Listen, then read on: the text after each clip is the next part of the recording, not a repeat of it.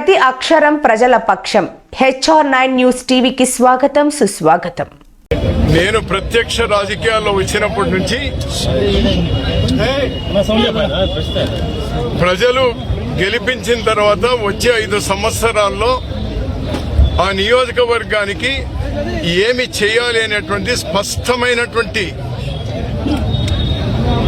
విధానాలతో అవసరాలతో ప్రజల ముందుకు వెళ్లేటువంటిది నాకు 89 నుంచి అలవాటు. 35 సంవత్సరాలుగా మడకసిరిలో నేను నేరుగా పోటీ చేసేటువంటి అవకాశం లేదు, రిజర్వ్ అయింది. నాకు జన్మనిచ్చినటువంటి ఊరు మడకసిర. ఇక్కడ ప్రధానమైనటువంటి అంశాలు సాధించాలి, ప్రజలందరికీ ఒక భరోసా ఇచ్చి వచ్చే 5 సంవత్సరాల్లో మరో 50 సంవత్సరాలకు కావలసిన ఆస్తిపాస్తులను ఇక్కడ ఏర్పాటు చేయాలి అనేది లక్ష్యం. ఒకటి, ఆనాడు కాంగ్రెస్ ప్రభుత్వంలో ప్రారంభం చేసిన railway line Ballari to Bengaluru అర్ధాంతరంగా ఆగింది. ఇక్కడ మడకసిరిలో సుధాకర్ని ఎమ్మెల్యే గెలిపించిన 6 మాసాల లోపల రైల్వే లైన్ పూర్తి చేస్తాం. శ్రీరామరెడ్డి తాగునీళ్లు 10 లక్షల మందికి మడకసిరితో పాటు ఆ రోజు తీసుకుని వస్తే అస్తవ్యస్తమైంది. ప్రతిరోజు ఆ తాగునీళ్లను ప్రతి ఇంటికి కూడా ప్రతిరోజు నీళ్లు చేర్పేటువంటి కార్యక్రమం సుధాకర్ను గెలిపించిన 2 సంవత్సరాల లోపల దాన్ని సరి చేస్తాం. మూడవది, ఎంతో కష్టపడి రాష్ట్ర విభజన సమయంలో కూడా కృష్ణా నది నీళ్లను హంద్రీ నీవా ద్వారా అనంతపురం జిల్లాకు తీసుకుని వస్తే మడకసిరిలో 320 చెరువులకు నీళ్లు నింపాల్సి ఉంటే ఇప్పటి వరకు పట్టుమని 10 చెరువులకు కూడా నీళ్లు నింపలేదు. సుధాకర్ను ఎమ్మెల్యేగా గెలిపించినటువంటి 2 సంవత్సరాల లోపల ప్రతి చెరువుకు కూడా నీళ్లు హంద్రీ నీవా ద్వారా నింపడం అనేది మరో లక్ష్యంగా పెట్టుకున్నాం. ఆ రోజు కాంగ్రెస్ ప్రభుత్వం ఉన్నప్పుడు, నేను రెవెన్యూ మంత్రిగా ఉన్నప్పుడు ఈ ప్రాంతంలో ఉన్నటువంటి నిరుద్యోగ యువతకు స్థానికంగా ఉద్యోగ అవకాశాలు కల్పించాలని 1600 ఎకరాల భూమిని మడకసిర సరిహద్దుల్లోనే ఆ రోజు మేము అక్వైర్ చేసి ప్రభుత్వం దగ్గర ఉంచితే 10 ఏళ్లలో ఒక్క ఉద్యోగం రాలేదు, ఒక్క పరిశ్రమ రాలేదు. వచ్చే 5 ఏళ్లలో పరిశ్రమలు తీసుకొచ్చి ఈ తాలూకాలో ఉన్న ప్రతి నిరుద్యోగికి కూడా ఉద్యోగ అవకాశం కల్పించడం మా బాధ్యత అనేటువంటి ఇవి చేస్తూ, ఇది మడకసిర మేనిఫెస్టోగా ఒక హామీగా భరోసాగా. ఎందుకంటే మడకసిర ప్రజలకు నాకు ఉన్నటువంటి అవినాభావ సంబంధం. వాళ్ళని నేను నమ్ముతాను, నన్ను వాళ్ళు నమ్ముతారు. ఈ విశ్వాసంతో ఎలక్షన్లోకి వెళ్తా ఉన్నాం. అదేవిధంగా ఒక కన్ఫ్యూజన్ క్రియేట్ చేసే ప్రయత్నం, ఎందుకంటే కాంగ్రెస్ కూడా ఈరోజు బాగా మంచి పోటీలోకి వచ్చింది కాబట్టి కాంగ్రెస్ ఒక్క ఎమ్మెల్యే గెలిచి ఏం చేస్తాడు అనేటువంటి, ఖచ్చితంగా ఒక్క ఎమ్మెల్యే ఉండే ఇవన్నీ సాధించి పెడతాం. తెలుగుదేశం 103 ఎమ్మెల్యేలుండి ఏం చేస్తున్నారు అని అడిగితే మీ దగ్గర సమాధానం లేదు. 151 మంది ఉండి ఎందుకు ఈ మడకసిరికి చేయలేకుండా పోయినారు? కొత్త చేసేవి కాదు, గతంలో మేము తెచ్చినవి పూర్తి చేయలేకుండా పోయినారు.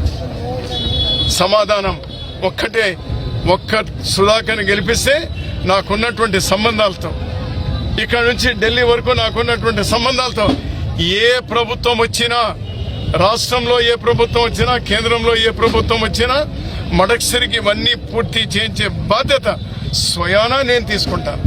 ఇది నా బాధ్యత. అదేవిధంగా మరొకటి అంటున్నారు, కాంగ్రెస్ గెలిస్తే సంక్షేమ పథకాలు ఆగిపోతాయని. ఎవరి జాగీరు కాదు, ఎవరు ఆపలేరు. ఏ ఒక్కరి అర్హుల్ని ఆపలేరు.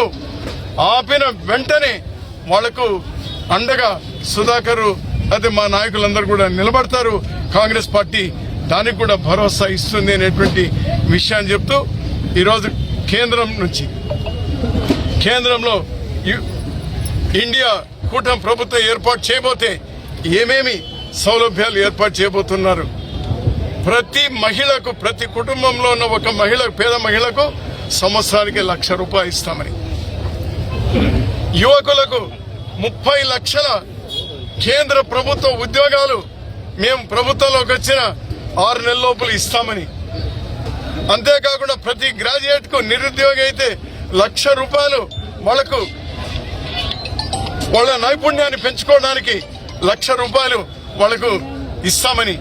రైతన్నలకు ఈరోజు కనీస మద్దతు ధర కాదు, వాళ్లకు గిట్టుబాటు ధర ఇప్పుడు ఎంతైతే వస్తుందో, ఇప్పుడు ₹100 వస్తా అంటే దాన్ని ₹150 చేసేటువంటి బాధ్యత కాంగ్రెస్ తీసుకుంటుంది అనేటువంటివి ఉన్నాయి.